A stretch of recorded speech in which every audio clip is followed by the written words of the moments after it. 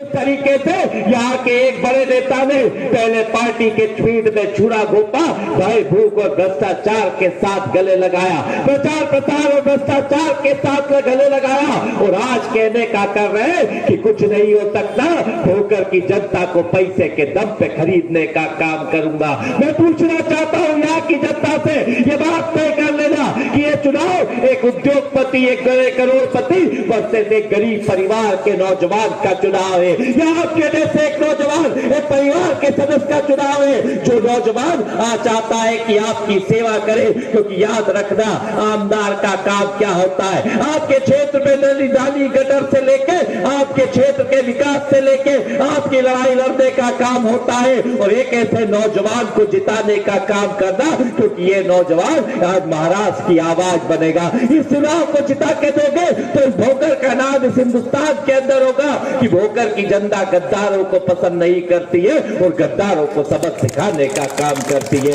ये चुनाव याद रखना, ये गद्दार वर्सेस एक ईमानदार का चुनाव है। ये चुनाव याद रखना इस नौजवान का चुनाव है, और ये बात याद रखना कि हम सबके नेता राहुल गांधी जी की जुबान का चुनाव है। वो जुबान जो इस हिंदुस्तान के शोषित, वंचित, पीड़ित, दलित, आदिवासी, अल्पसंख्यक की जुबान है। क्यों राहुल गांधी जी के साथ इन्होंने धोखा करने का काम करा? क्यों महायुति के लोग राहुल गांधी जी की जुबान को काटने के लिए 11 लाख रुपए इनाम देने की बात करते हैं? क्योंकि राहुल गांधी जी की जुबान है तो इस हिंदुस्तान के शोषित, दलित, पीड़ित, आदिवासी, अल्पसंख्यक की जुबान है। इस देश के गरीब की, इस देश के मजदूर की, इस देश के किसानों की आवाज है। ऐसे किसान नेता, ऐसे मजदूरों के नेता, ऐसे हिंदुस्तान की आवाज को मजबूत करने का काम करो। यहाँ के गद्दारों को सबक सिखाते हुए ताकत के साथ लड़ने का काम करो। और चंद लाइनों से कहना चाहूंगा कि ख्वाहिशों से नहीं गिरते फूल झोली में, वक्त की साथ को हिलाना होगा,